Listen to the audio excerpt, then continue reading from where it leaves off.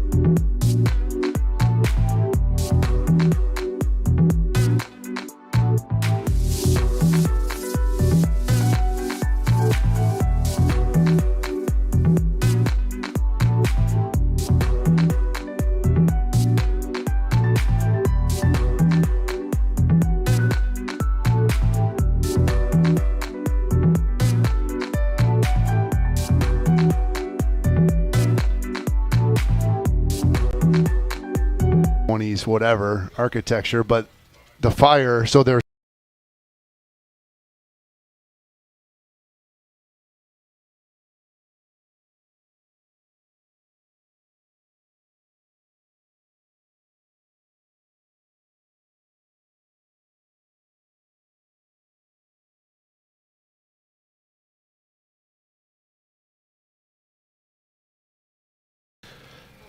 Well, and those are highlights from a couple of weeks ago, but good to hear it as the Lakers know action, at least by way of official games. But they put in plenty of work, and we welcome you back here. We're going to talk about what they've done over the first of the 2 bye weeks here. It's all brought to you by Noara Brothers Home Store, bringing you top name brands at low prices, and by Earhart Construction, the official construction company of the Grand Valley Sports Network. So, yeah, I think this is where, take us inside what happens, because I think for some we think, oh, okay, you guys had a weekend off. You did have rest, but you put in a lot of strategic work too.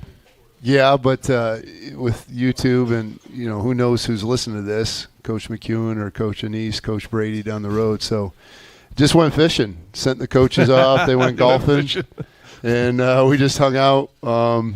Just kind of chilled. No, no, I don't think you don't think so, Sid? No. All right. Well, yeah, we got some work in, and unique blend of recovery, rest. But again, like we were talking about, put a bunch of different plans together and just kind of saw where we were at, and went with the idea of prepping for this JV game and the hyper development of those 40 freshmen. And there's I think we'll probably dress ETs out there 60, 55, 60, 62. All right, 62. So we'll address 62 for this. So the hyper development of that, and then the really unique thing about it is you go through spring ball, you got a good feeling of your self-scout and quality control, the work you did in January and February, looking at what the season was before, and where you got to make improvements, what this team is going to be, trying to start to establish that identity. And then you get into summer, fall camp, training camp, and okay, now we're getting closer to it, and here's where we really start to refine it based on spring ball, all those things where your roster's at. Again, the portal and some of those things have changed that a little bit. But you go into those things with, thinking that this is who you're going to be. Does that make sense? Yeah.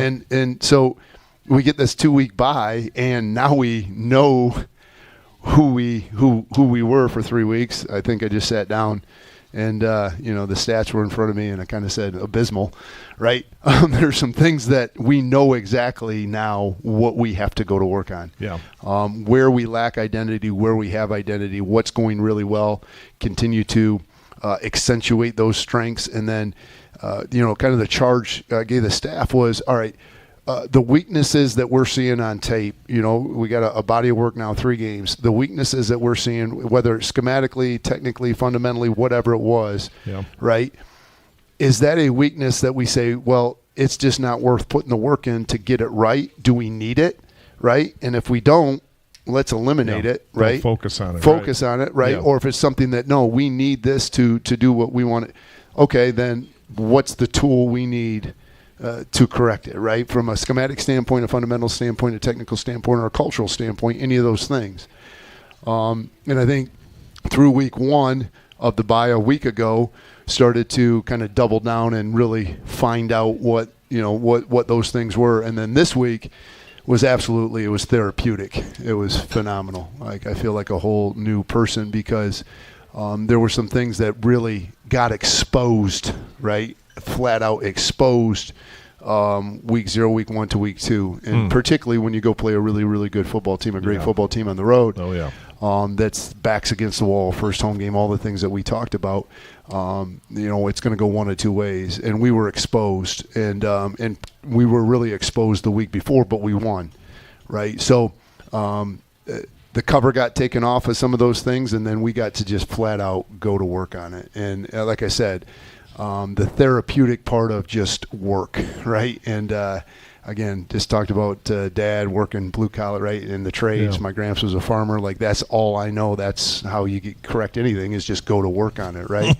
And you work on it. Like I said, there's two results, right? Like, Brian Kite talks about event plus response equals outcome. Well, if you're not getting the outcome that you want, right, you have no control over the event. What is the response? Well, no, we just haven't done it long enough. We haven't done it hard enough, and or we're not doing it correctly, right? And I think we haven't done it long enough. We haven't done it hard enough on some things, and then we're not doing it correctly. Like, there's some things that we just weren't.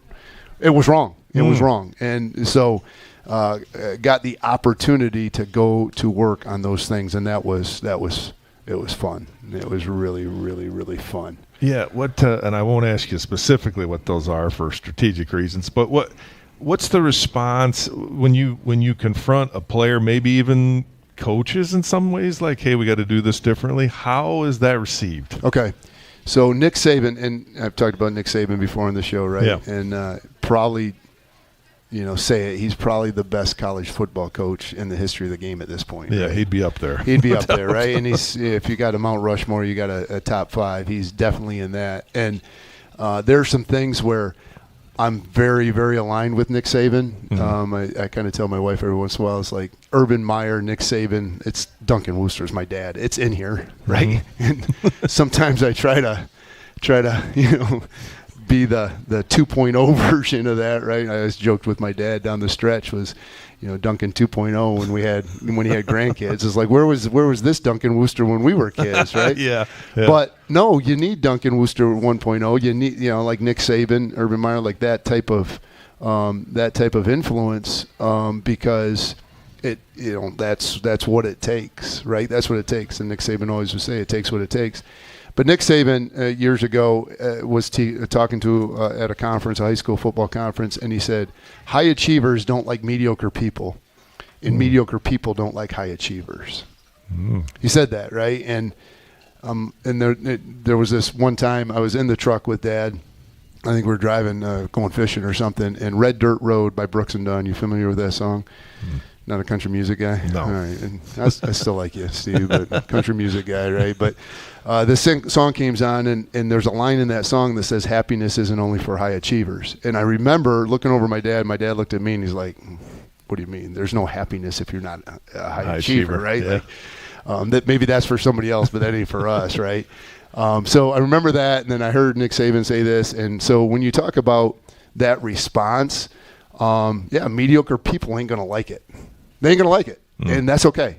And they'll self-select, right? And there might be a time this season, there might be a time after this season that this ain't the place for them. But we got a standard, we've got an expectation, and I'm who I am, and we are who we are, right? Like, I came to Grand Valley State because of what Grand Valley State is and what it stands for, right? And high achievers don't like mediocre people don't like high achievers. So that is what it is, right? So if you don't like it, there's, I don't know, 163 Division II schools, and there's a lot of other opportunity out there. But this is the way it's going to be, and this is how we're going to operate. And like, I love the response that we had. I kind of overheard a couple guys said, "What do you think about the last week?" One of our strength coach asked a couple guys, and I was walking out, and they said, "Well, it's been the hardest week I've had in a long, long time, but it's been the most fun. It's been awesome." So that's the response I feel that we've had, and that's what the response that it takes. Is it good if you challenge a guy and he gets a little mad? Is that bad always? No. Okay. No. I think that too, but why is that not bad? So for me, people talk about ego all the time, right? Yeah. And they talk about ego and ego being a bad thing. Ego is not a bad thing. Like, again, go back to the high achievers. A high achiever's got an ego, right? A competitor's got an ego. Oh, yeah. Right? And what is it, though? Is it a strong ego or is it a big ego, right? Is it about them or is it about, the result that they're providing for the organization, for the people, right? And I think that, if a guy gets upset or, when he's challenged, why is he getting upset, right? Is it in a defense or a protect of his big ego or of the strong ego that I'm letting us down, right? And I think that's a very defined, clear line in between those two things, right? But it's both ego to me, right? Like, I have a very, very strong ego, right? And I know that about me, extremely strong ego, right? Sometimes it can cross that line into big ego. I get that, right? I think all high achievers do, but I have a very strong ego, and the strong ego says that I'm taking care of Grand Valley State football, right? Yeah, and you're entrusted with it. And I'm entrusted with it. Right. Like, I've been blessed to lead this football program, right? And the alumni from 1971 all the way through, like, their legacy is on the line every time I drive into the Hosford and walk in the Hosford Football Center, right? So, yeah, there is a tremendous strong ego that goes along with that, right? So, when you ask that question, I think that's the line that you have to make sure you're on the strong side and not the big side. Protecting my ego, protecting me, myself, my image. No, I'm protecting that GV, right? I'm protecting, right, that brand, that GV, the people that made this brand, the people that are in this building. Well, that's good. That's interesting.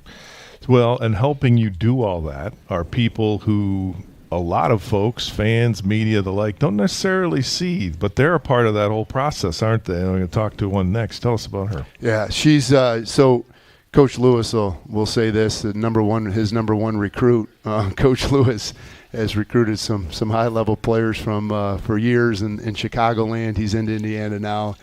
Now we're more position recruiting, but he's recruited some great players. But he'll even say that his number one recruit is Maddie Dickinson. So I think it was through a relationship with a high school coach. Hey, we've got this student assistant, but she wants to get into football. That's her goal. That's her aspiration. That's her dream. And so she came on as an undergrad, right, and just kind of helping out. And we have this kind of line around the place. We talk about dominating your role, right? And we didn't have an assistant operation recruiting title, right? We didn't have that until Maddie Dickinson came along, and then she created it. And it's probably not even the right term for what she does for me and for us in terms of everything that she handles and takes care of. And it's just the people that, again, that the big ego, strong ego, right? It's the strong ego of, like, anything that needs to get taken care of, Maddie's going to take care of, and we'll, like I said, we'll get Nate up here in a little bit as our director of football ops. And like, we just have those people in our building, and it's flat out amazing, to the point that what she does in camps, what she does in recruiting, what she does in some of this stuff. My daughter, Ellie, our daughter, Ellie, will help out in camps and pass out shirts or pass out whatever. And she's with Maddie quite a bit. And the last time I asked Ellie what do you want to be when you grow up, right? I've been asking her since she's 4 years old. Yeah. And she said, I want to do what Maddie does. I want to be in operations. I want to be in recruiting. I want to be around football. So that's the kind of impact you can have when you don't even know you have that impact. So very cool. Good. Yeah. Absolutely. Very cool. Well, we'll talk with Maddie coming up after this break. You're listening to the GVSU Football Weekly Report presented by Berger Chevrolet here in the Grand Valley Sports Network. We'll be right back.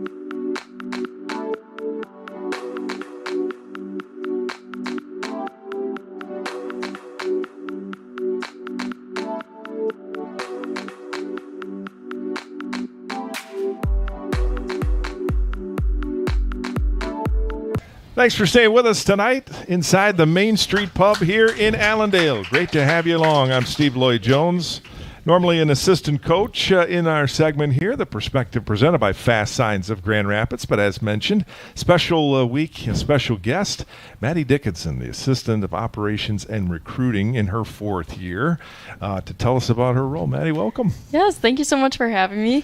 So 4th season was pretty fast. 4, yeah, wow, that has gone quickly for you. Yes.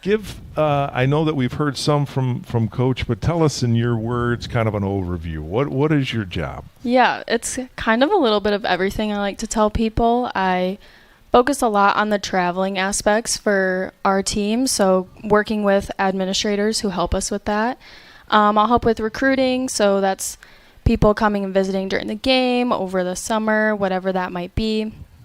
Kind of wherever coaches need me, practice, making sure everything runs smoothly, on time, just dipping my foot anywhere I can, really. It sounds so intimidating, keeping track of all the information. So, yes. As I said to you in the break, you've got to be a master of details. Yes. And lists too, right? Do you have lists of information? Or Yeah, there's quite a few lists that just kind of pop up throughout the season. So you'll have seniors, the 2-deep, travel list, rooming lists when we're traveling for coaches, staff, trying to coordinate all of the rooms that we have for everyone and just making sure everyone makes those lists who needs to be on those lists, triple checking, everything that you do and making sure everyone knows where they need to be and where to go and the timing and all those little details that sometimes go unnoticed, but we try to in operations to make sure that they're on point every time. That's right. And they're not as noticeable unless something goes wrong, exactly. which of course that can happen. Yes.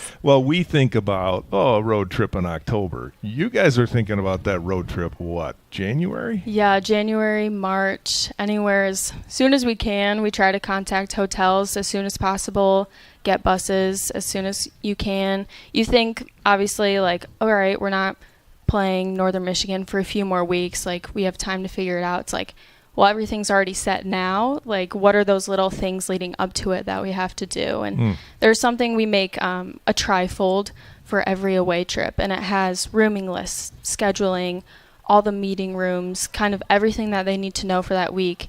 And so it's those last few details that we really figure out that week, whereas all that major stuff has been figured out the year earlier prior.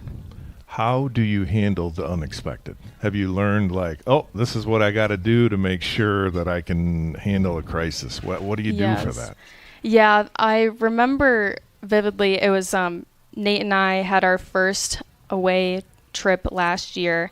We were driving to the airport and the highway was shut down because there was some important person at the airport that needed it to be shut down. And Nate and I were like, oh no, this is not a good start to our trip. But it's in those moments where you have to kind of take a step back and look at that bigger picture and be like, all right, what can we control? What can we fix? What can we do that's best for our program at this moment?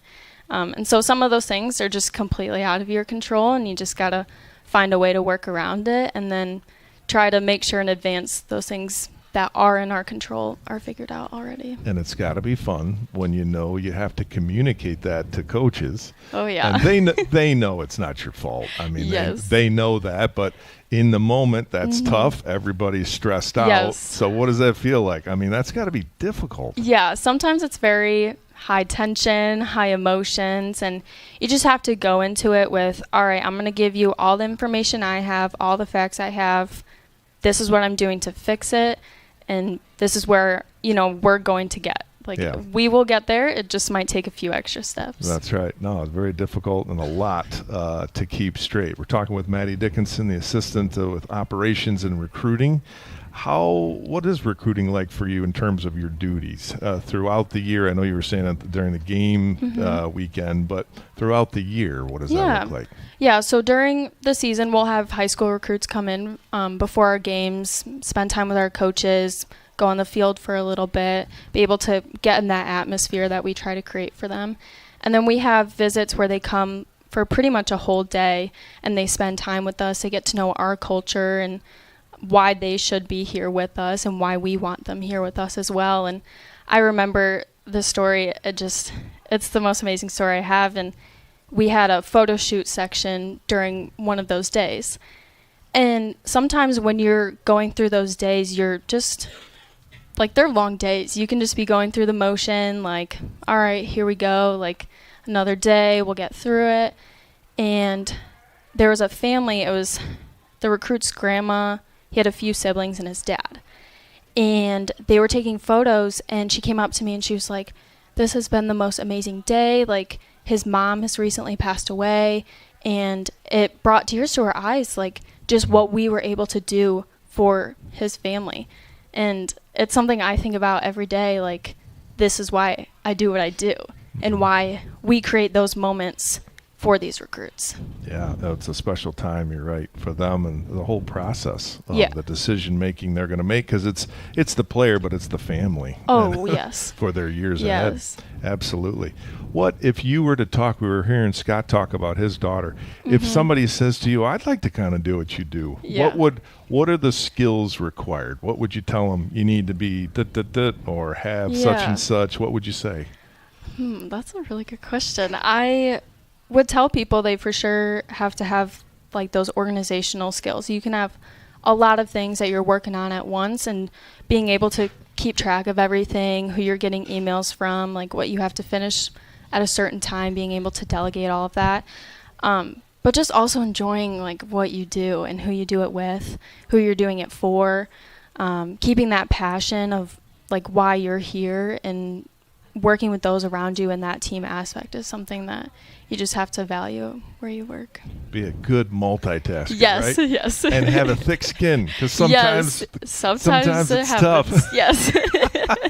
What's the coach likes to ask players? You know, what's the future plan? What for you, like, in a role like this? What do you think in terms of, you know, moving forward and what you see? Yeah, so I've always had the dream of becoming a director of football operations, so that's definitely something I want to continue to strive towards. And at Grand Valley, I've been offered that with Nate and being able to get in that role a little bit more. So I'm looking to stay here for grad school, be here a little bit longer, and just kind of see where it takes me. Yeah, well, very fun. Good to Yes. hear about what you do, and to have you on tonight. We appreciate that, Yeah, man. thank you very much. I All right. appreciate it. Maddie Dickinson here, the Assistant of Operations and Recruiting with Grand Valley.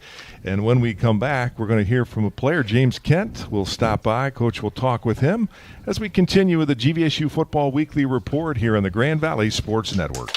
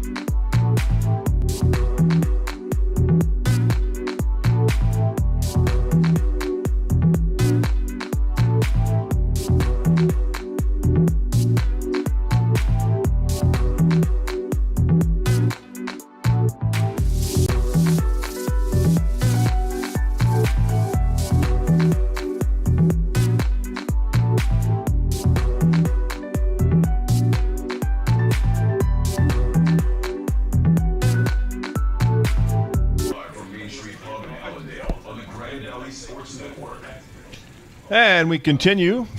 This part brought to you by Radco Apparel. Be proud to show off your brand. And by Flow Sports, where you can watch the GVSU Lakers all season long. Steve Lloyd-Jones back with you. Head coach Scott Wooster. And our player segment as well.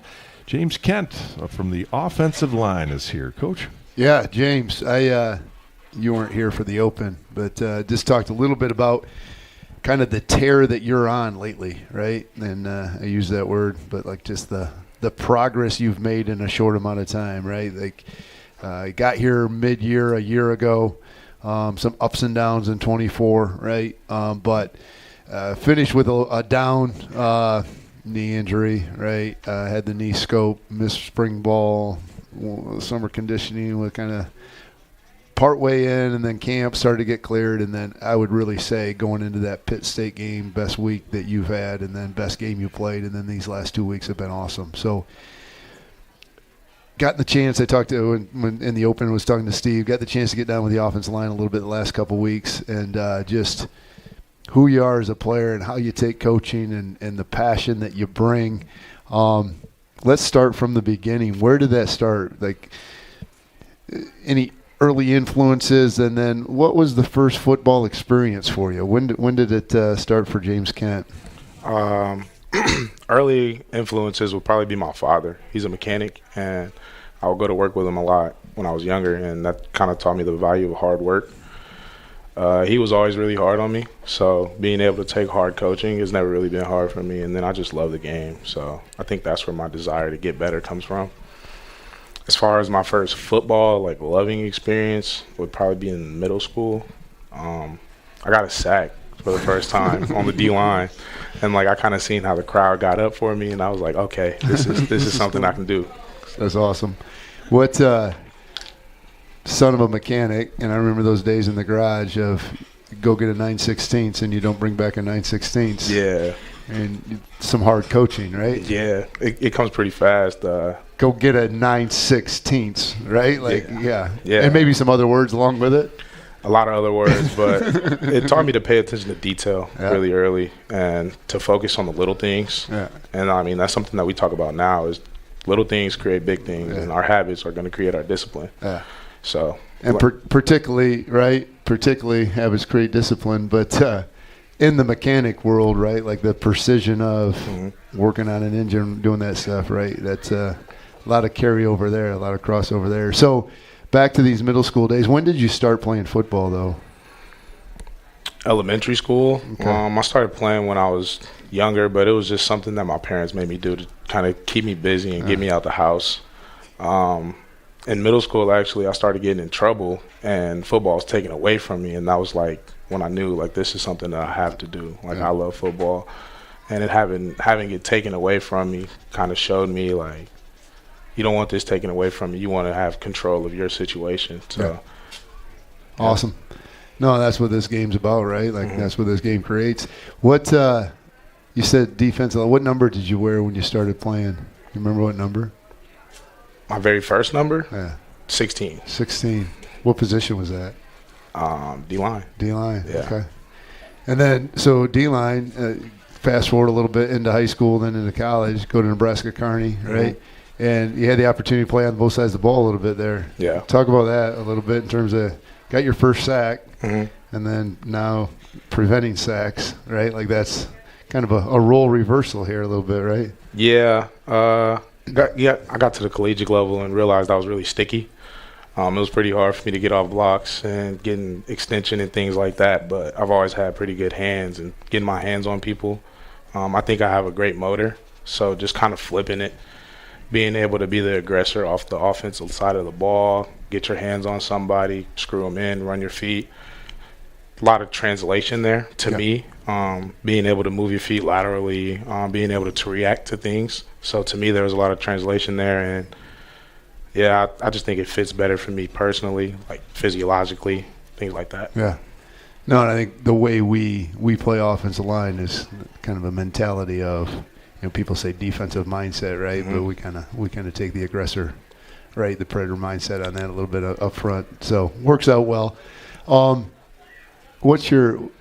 I've sensed an attitude of gratitude since you've been here. What What's that attitude of gratitude being here at Grand Valley State, and what's the best thing about being a Laker? To me, it's the people that I'm surrounded around. There's constant competition. Knowing that you can go on the field every day and get beat by the scout team, it kind of should motivate everybody. And then just having constant love around me. This team is special. Like, everybody loves everybody. You can go to somebody, talk to them, have a really serious conversation about what you have going on at home, and they'll give you some sound advice. We have a lot of connections here. Like Doc Arnold, for example, he's somebody that I go sit in his office and I'll just talk to him and vent a lot of the times. And that was something I didn't have in my last school. And then overall, just the staff. Like, I can go around and just be myself and joke with most of the staff and still lock in and be serious when it's time. And everyone kind of respects that, understands that that's my personality. So I feel like being accepted here has just made me love it even more. Awesome. You kind of talked about connections, maybe thinking about the next 50. Where's that for you? What's on the plate? Going to graduate here, right, soon. What's the next 50 look like? What are you seeing? I'm going to connect with our alumni association and try to work some connections there, but I want to go into sales. I feel like I can talk to just about anybody. I'm very personable. I think I can sell myself to anyone, so I know, like, that's the first thing you have to do in sales, but overall, I just want to get a job, make some money probably, do something nice for my family. Awesome. Good, yeah. So I'll tell you what, James, like I said, some ups and downs early, but particularly with the injury. But these last 3-4 weeks, and not just as a player, your play, and being the head football coach, your play means a lot, right? And you said it's a competitive. We were talking about it earlier, about what Grand Valley State is and the competitive aspect and the expectations and the standard. But just being around you since you've been here as a person, as a man, young man, really becoming a man, it's been awesome, man. And particularly these last 3 weeks, I hear your voice, I see your leadership, and can't wait to get back on a field on Saturday playing against somebody else. Yes, sir. With you, and let's have a run, huh? Yes, sir. Let's roll. Let's roll. Right. Love you, man. Appreciate it. Thank you. All right, that's James Kent there, offensive lineman, our player interview for you this week. And when we come back, we're going to talk about what's coming up on Sunday as Grand Valley will be in action. It's not an official game for the Lakers, but it will be a JV contest, and we'll talk about it straight after this. This is the GVSU Football Weekly Report from the Main Street Pub in Allendale on the Grand Valley Sports Network.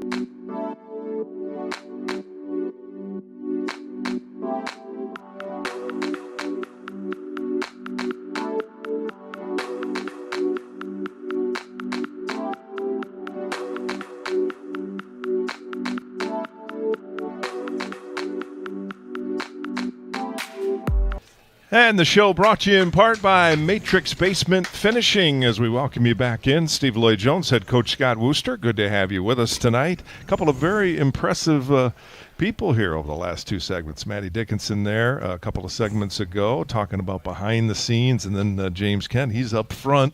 He's moving people. Yeah. No, so and it's with all the craziness, I've said this before, but all the craziness going on in the world, just come to Hosford Football Center, right? It's everything that's right with the world.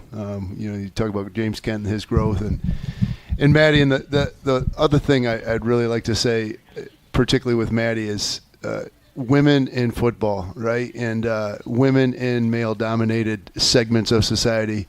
And I won't get political or anything else right now, but we think it's really, really important. And for her, her impact, like I said, on behind the scenes and on me and the staff and our roster, but it's not just that, right? The impact that she has being in our building, right? Being in our building. And it's becoming more and more the norm, right? And I could see a day where, we have a female coach, right? But she's kind of breaking that ground. We got Emily Aaron and Layla Ali in the training room, and we just believe it's extremely, extremely important. So the impact just beyond setting up travel and recruiting and all those things, it's the impact of what she has on our staff and our players as a female in football, right? And as a girl dad, I think that's really, really powerful, and it's really, really important. Yeah, a couple of daughters myself. I know what you mean.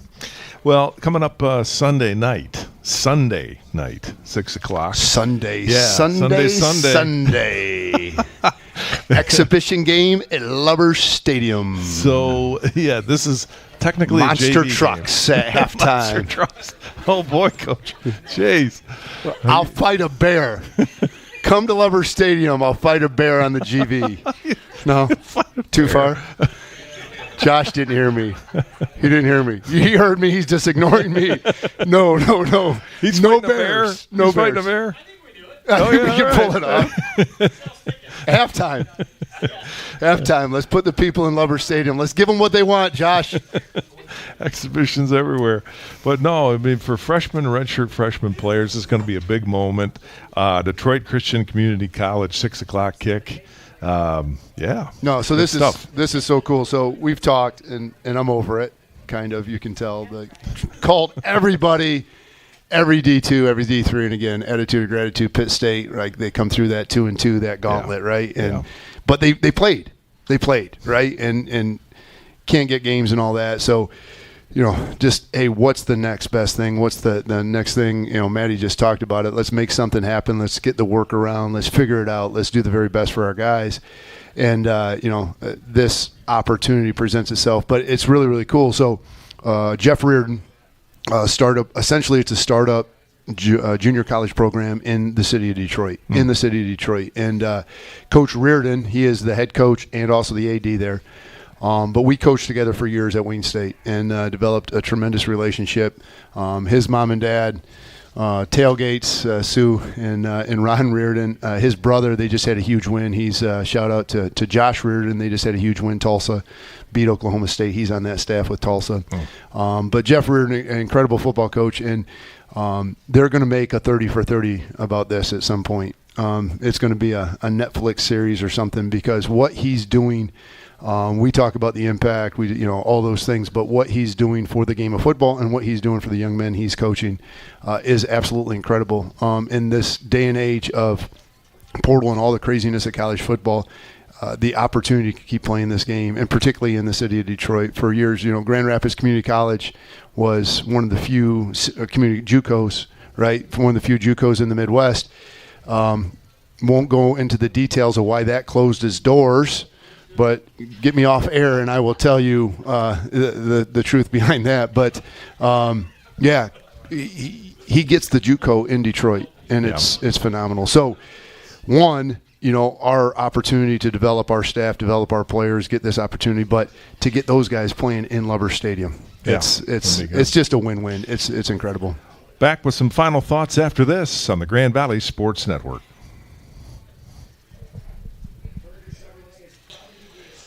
All right. I know we're tight on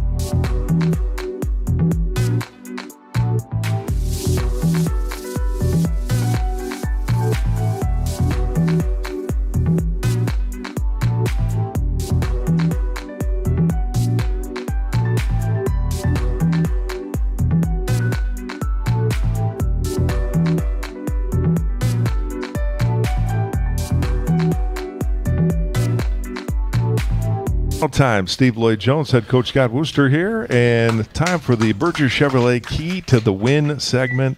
Sunday night, what do you want to see? What makes it a win in your eyes? Yeah, and it's just the cultural piece of play hard, play smart, play together. And play smart, these guys haven't had the reps that everyone else has had, right? So from an execution standpoint, yeah, let's go execute. We've simplified some game plans and stuff. Let's go execute it.